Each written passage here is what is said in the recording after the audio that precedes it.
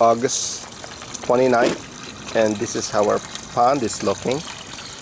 Those water hyacinth are very prolific. That's planted in a pot because I don't want it moving around, and as you could tell, it sprouts some on that side and along over there, which is kind of nice. And initially I probably bought maybe 4 of these water lettuce, and they have spread. It's very humid and hot here in Chicago right now, this time of the year. We lost 4 fish a couple of weeks ago.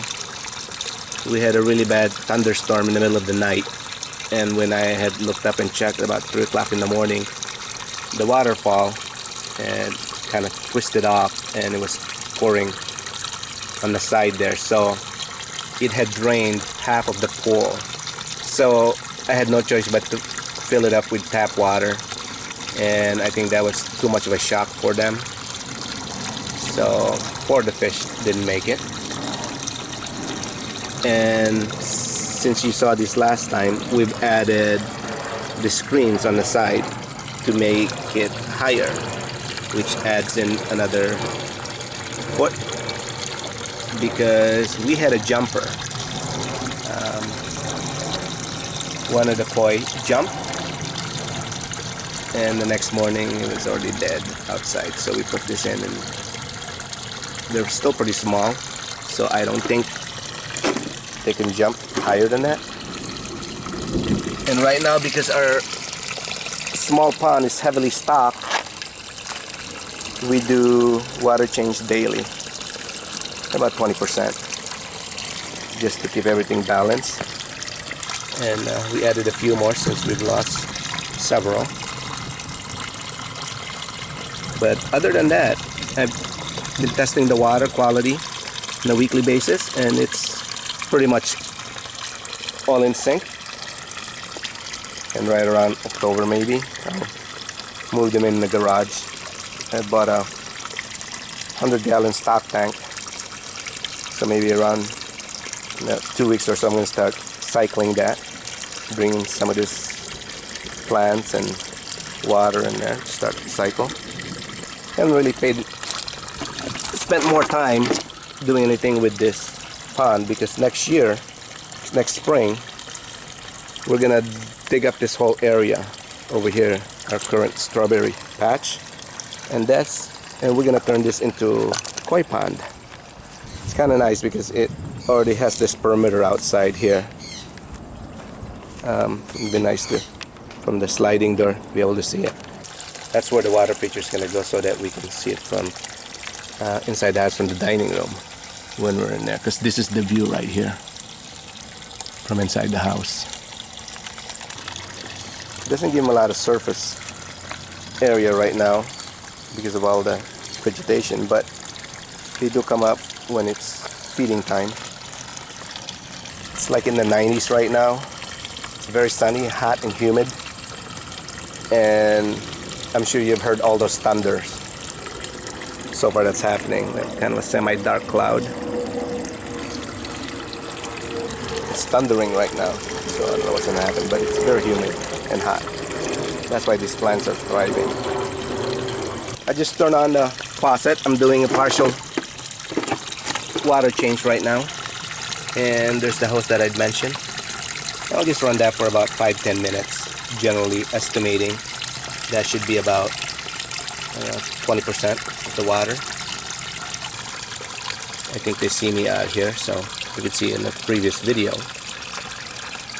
they're hungry all the time, and we feed them all the time, which we shouldn't, but it's just kind of nice to see them. Kids feed them all the time. We overfeed our fish, you know. It's not good for the pond, it's not good for them generally, so that's why we took all this extra things to do to maintain good water quality. So generally we have 3 filters running on this small pond. I'm going to feed them a little bit so you guys could see them. Shake the can. They're going to the surface.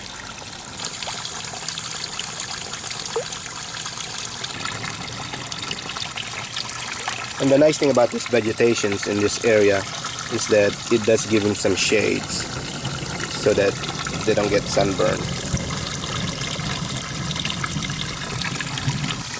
What's funny is that sometimes we intentionally will put food on top of this water lettuce, and they will make an effort to get it. Sometimes they'll hop right on top of it. And my fish have gotten a little bit shy a couple of nights when predators try to get in here. I'm not sure, it might have eaten one or two, but the reason I know it is that when I came in to check on them the next morning, they were all hiding. They weren't coming out, so I knew something was up. So I laid out a trap, and sure enough, the next day, caught a raccoon, which we have relocated. I'm not sure. So that water has been running for about 5-10 minutes. So I'm gonna shut it off. Maybe it's running less than 10 minutes, but if we get a lot of rain tonight, I don't want to shock pond water of all the major changes of the water addition. So I'm gonna shut that off.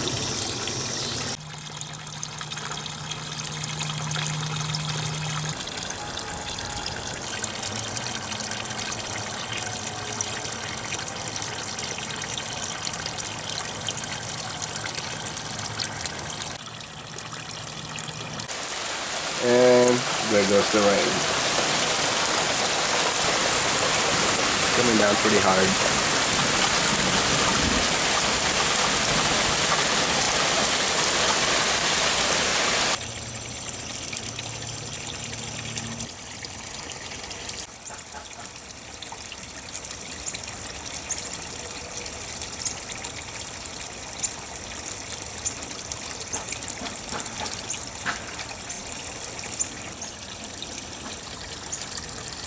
Oh my goodness, guys, we have a frog on our koi pond. Hi, Kermit the Frog. We don't know much about frogs, but if you guys know what type of frog this is, tell us in the comments. I opened the window and it went in the koi water. So it's there now. Oh, I see it, I see it, I see it. Koi, koi, koi, koi, koi! Wow, my badness.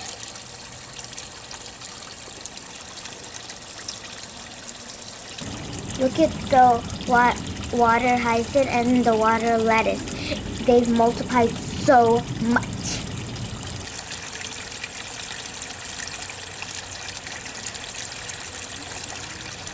What we have here right now to keep up with the overcrowded pond is that we have a kind of undergravel box filter underneath there, and we have the waterfall, and inside that waterfall there are a couple of filters, and we've also added another pump on that side, 330 gallon per hour pump to move the water. You can see the movement of the water here to have more surface movement and circulation, so that they'll have a healthier circulation of water. And just as precaution, we've added another canister filter. Now this canister filter is kind of some of the things that we've had. That's from an old swimming pool, and I'll show you what's inside. Kind of modify it to house some biological filter and some filter pads, but that also gives some aeration to the water for the oxygen, because it does get really hot still here in the summertime. We're in Chicago. The fish have been really healthy. And somewhere in here we have a frog. So every week we change, or we check one of the filters. We don't do it all at once because we don't want to disturb or eliminate a lot of the good beneficial bacteria. So I checked that filter box last week, cleaned it up a little bit. So today I'm gonna Look at the waterfall because it's been 2 weeks since I looked in there to see. But we're gonna clean out some of the debris. Let me point out that when you're cleaning the filters, don't use tap water because you'll basically just eradicate all the bacteria that's helping your pond. So since we're gonna do some water change on this anyway in a little bit, you see that water quality is very nice, crystal clear. We've been testing on a weekly basis and it's been good. So that's what it looks like. I did a very coarse filter here. Another filter with the carbon treatment and some finer ones. So we're gonna rinse some of this out. And so you can see there's not much gunk in here, but it's a coarse filter. Just kind of do that. And of course the next one. And this last foam one gets really dirty. Now I put them back. That's all I do. I don't make a lot of effort trying to get a lot of that stuff out because there are a lot of good bacteria in there that's breaking it down. Now, this thing right here, this is liquid gold. Put this on your plants and your pots and put it back. And all is good. Now, normally I won't clean this out until next week. So 1 week I'll take care of that, another week I'll take care of this, then the third week I'll take care of the one that's on the gravel. But I wanted to show you what I did with this old pulp pump. This is what that looks like. Just put all the leftover cuttings when I trim the foams in here and some fillers.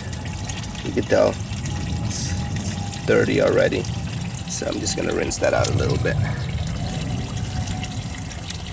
And coarse filter that I pre-cut, you can tell. And underneath there I had some bio balls. But let's rinse this out a little bit and put them back. But like I said, normally this is going, we clean this out every 3 weeks. You can see how much debris it gets.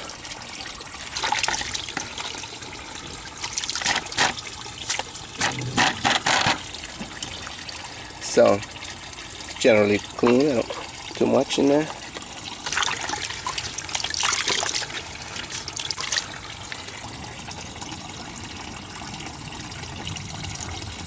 And we're going to close that up and run it. And let's pull out this filter box so you guys could see.